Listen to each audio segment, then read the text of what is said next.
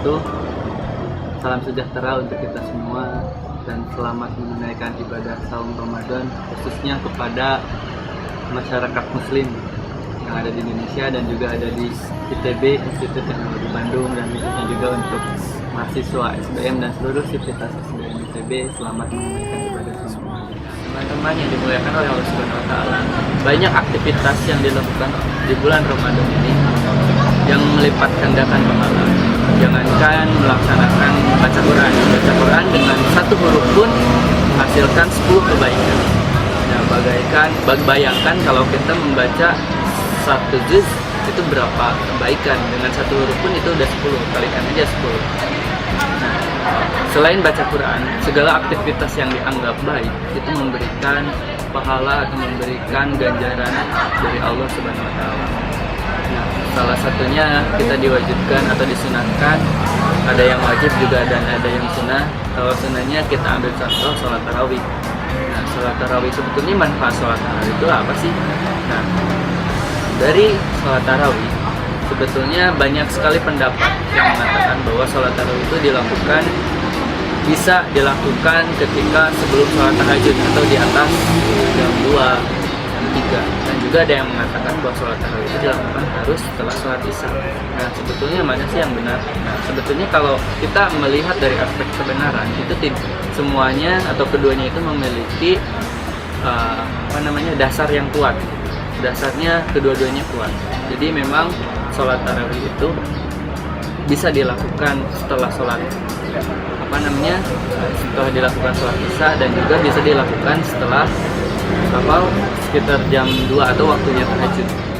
Nah, kembali lagi dari kemunculannya sholat tarawih ini, sebetulnya sebelum adanya bulan Ramadan, sholat tarawih itu namanya sholat tahajud. Kalau sebelum bulan Ramadan, ketika ada bulan Ramadan, maka tahajud tersebut diganti dengan sholat tarawih.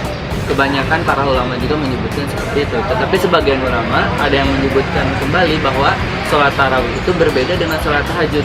Jadi ketika kita sholat tarawih setelah sholat isya, maka kita masih belum melakukan sholat tahajud. Nah, sebagian orang yang melakukan tahajud ya harus tahajud lagi gitu. Nah, sebagian juga ada yang karena sudah sholat tarawih dan sudah gitu tidak melakukan sholat tahajud. Nah, ini tergantung keyakinan masing-masing. Soalnya keduanya juga sudah memiliki dasar yang kuat. Nah, kalau dari segi manfaatnya, kita lihat sholat tarawih bermacam-macam juga. Ada yang 23 rakaat. Itu memang dasarnya kuat, keduanya kuat. Yang penting dasarnya jelas, kemudian perawi hadisnya juga jelas. Nah, boleh kita ikutin, mau setelah sholat isya ataupun nanti ketika tahajud itu boleh. Mungkin ya sholat tarawih bukan sholat tahajud. Nah, sebetulnya manfaatnya dari sholat tarawih ini apa untuk kita, gitu ya, untuk kesehatan. Tentunya kalau dari lihat kesehatan, sholat itu memberikan banyak sekali unsur kesehatan. Dari mulai kita takbir sampai kita salam pun itu memberikan aktivitas kesehatan, sirkulasi darah yang sangat normal, sehingga memberikan kesehatan yang begitu signifikan. Nah, untuk Ramadan, untuk pahalanya, sebetulnya sholat tarawih itu memberikan manfaat apa sih? Nah, seperti yang kita ketahui, bulan Ramadan itu dibagi dengan 3 fase menurut para ulama berdasarkan hadis yang ditemui.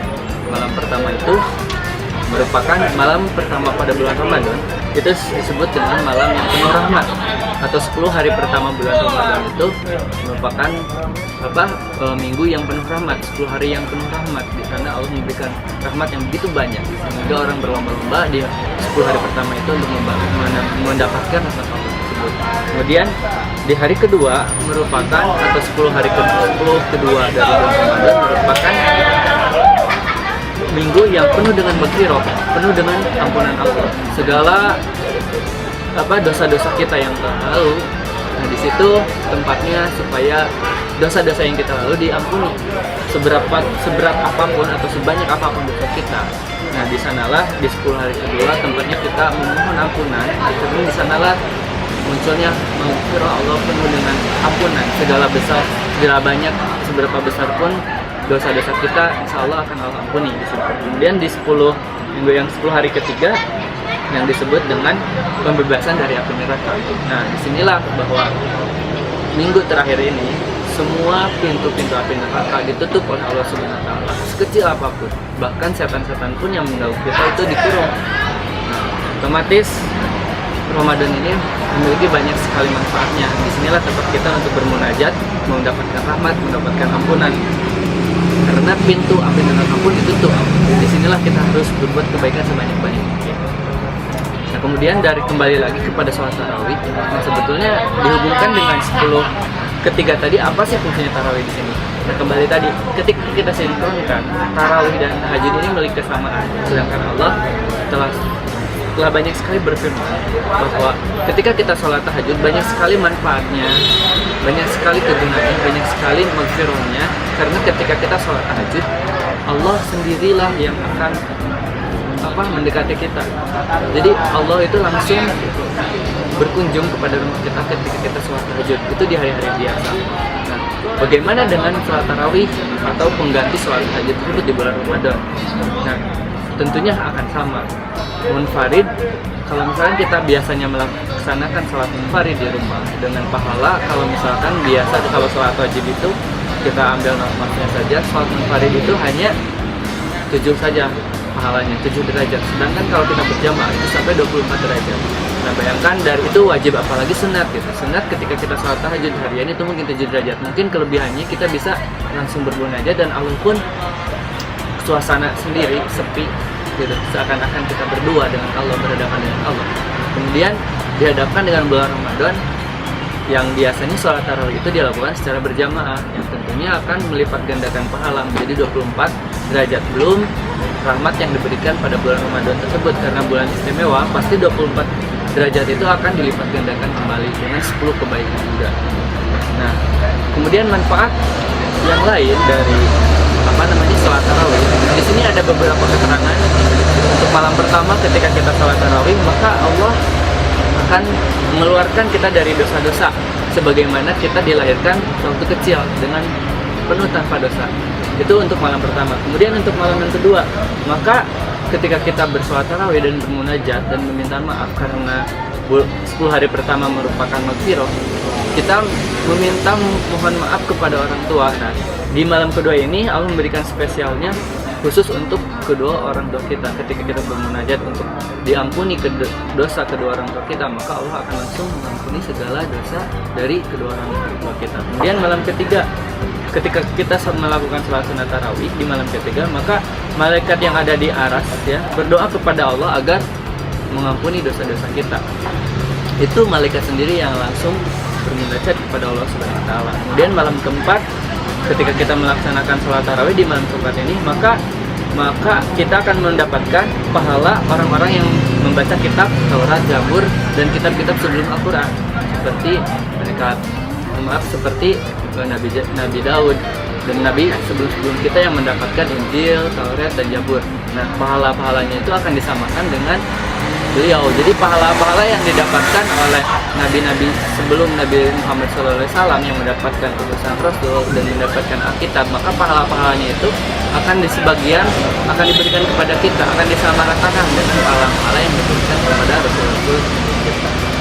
Kemudian malam selanjutnya, malam kelima, ke-7 itu merupakan malam-malam yang sangat istimewa kembali. Nah, selain yang saya sebutkan tadi, itu masih banyak, silahkan bisa dibaca di beberapa ayat atau di beberapa buku. Itu banyak sekali keutamaan-keutamaan dari malam pertama sampai malam ke-30 ketika kita sholat tarawih. Nah, yang saya bacakan tadi itu hanya sebagian saja yang saya utarakan. Silakan teman-teman semua bisa menggali lagi lebih banyak, lebih dalam mengenai malam keutamaan ketika kita sholat tarawih di bulan Ramadan. Mungkin sekian dari saya.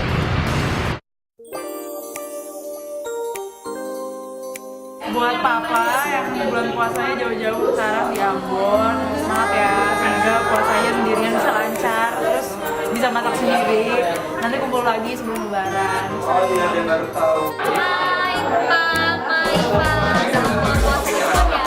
Maaf ya hari pertama nggak bisa dateng, harus kuliah, tapi semoga di rumah makannya ada enak dan bisa puasa full sebulan. Sampai ketemu nanti.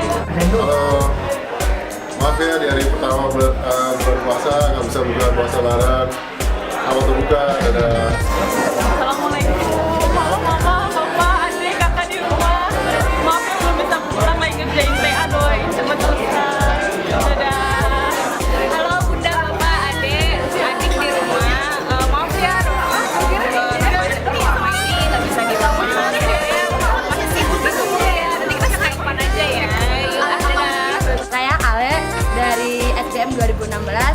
ngucapin selamat hari Ramadan 1434 Hijriah. Di sini salam buat orang tua saya yang ada di Lampung yang mungkin lagi berbuka puasa atau yang lagi ngapain gitu hari ini, yang mungkin anaknya yang cantik juga nggak apa-apa.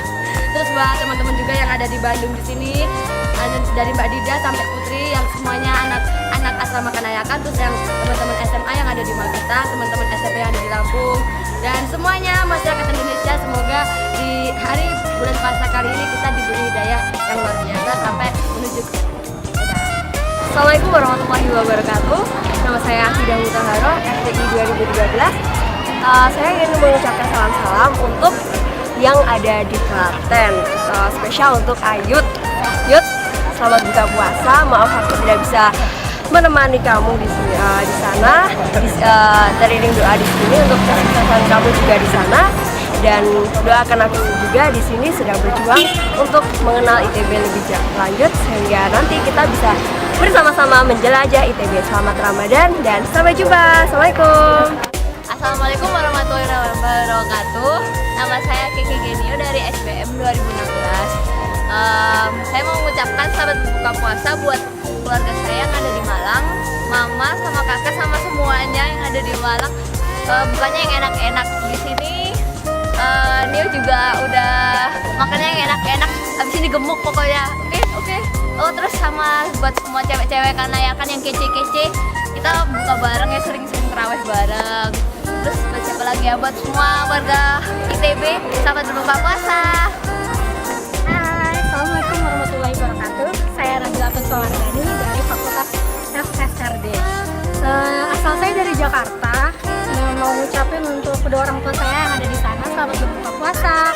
Dan untuk teman-teman dan sahabat-sahabat saya yang ada di Jakarta, selamat berbuka puasa juga, dan I love you so much guys. Bye-bye. Halo, nama saya Siti Rohani dari FTI, saya dari Bandung. Saya mau kirim salam buat nenek saya yang di Palembang. Aku kangen banget sama nenek. Dulu kan kita suka buka bareng nih, aku pengen banget buka bareng sama nenek. I love you nenek.